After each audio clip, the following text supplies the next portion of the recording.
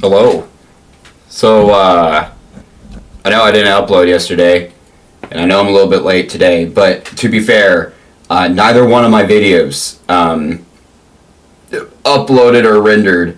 So, yeah, here we are. Um, so today I'm going to be discussing basically what the public community's decision on with Tayuya, what our thought process is, why we actually declared Tayuya as a puppet, etc., etc. So let's discuss this. The discussion of Tayuya being a puppet master, or at least a puppet-like character, essentially, has been a discussion since Storm 4. I remember back in 2018-ish.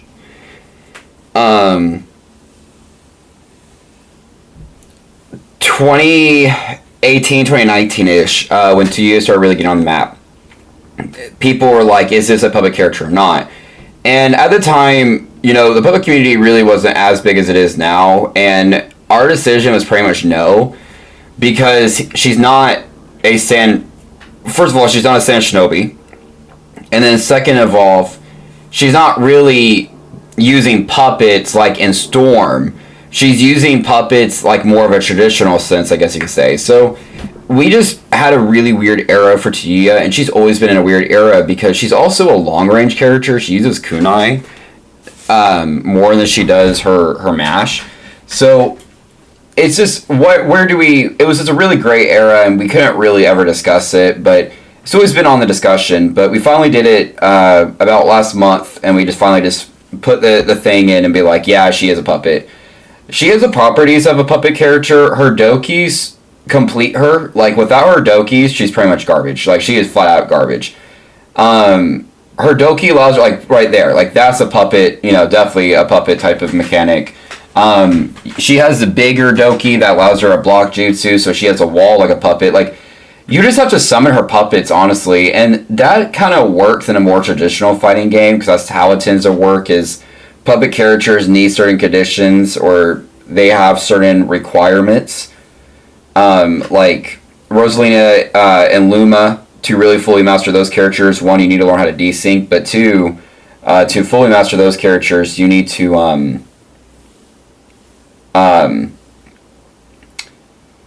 understand to keep those, like, keep the Nana and keep Luma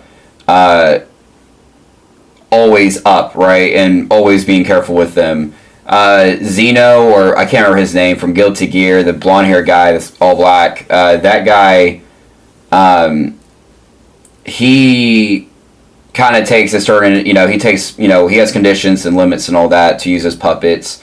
So there's a couple other games, but the whole point is Tayuya and Naruto play, in Storm at least, plays very traditionally to a puppet compared to Naruto Storm puppet characters, because the Naruto Storm puppet characters don't really play traditional puppets. They just, after Rev, they play a lot like regular characters, so they're just regular characters but with a puppet, so a weapon.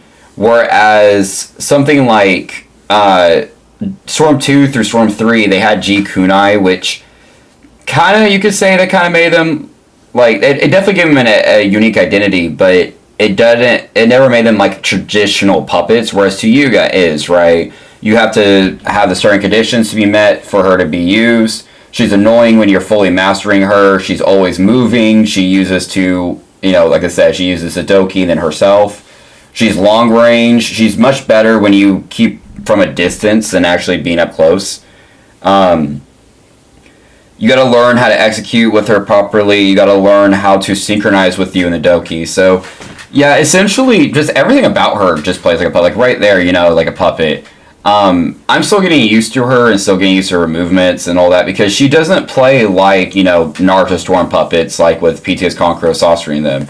She plays very similar to both puppet and reg, as well as more of like a traditional puppet. Like, she plays very, like, traditionally, in my opinion, compared to like any other character or any other puppet, because how she works and how to use it. Because, like, if you get grabbed, or you get ulted, or you get something that takes you out of the animation of the arena, your doki is gone, right? So you have to learn you have to resummon it, which that also gives you it leaves you weak. You know, you got to learn. Yeah, like right there, you got to learn how to really use each Doki and how each Doki works.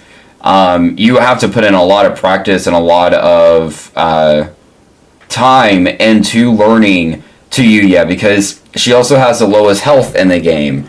Her defenses are not that good, as well as she can be really awkward to use, honestly. If you're not used to playing like two characters or something like that, because I've used puppet characters in other fighting games, not just Naruto. I've been a puppet specialist since I can be like play Clash of the Ninja Conqueror. You know, that's a puppet-like character. That's more traditional puppet. That guy from Guilty Gear, I always forget his name, but I always liked using him. You know, I played Blaze Blue a little bit with Rillius and Rachel, Smash Bros, Ice Climbers, Rosalina. So when it comes to traditional puppets, Tayuya definitely feels very traditional. And yeah, that's basically why we made her into a puppet character. Where does she fit in the tier list with the puppet characters? Kind of mid-tier. The Conquerors are still better. Older PTS Conqueror is still an S-tier character. Older Conqueror is probably more like an A-tier character, maybe high B.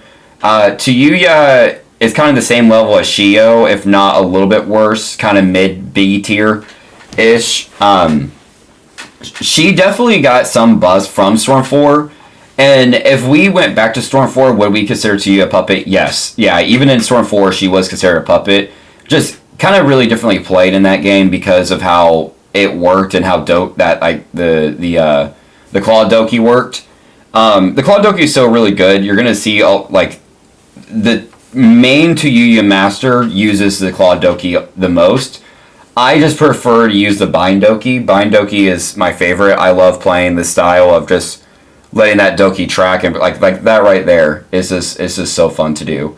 Then there's the Club Doki. The Club Doki kind of lets you do some combo stands. Like each Doki does their own thing. Like if you want to play more of an aggressive approach and like catch people and all that, then you definitely want to use this Doki, right? But if you're playing more of like a defensive game and you want to block people out, you're going to use the Claw Doki because it's the biggest.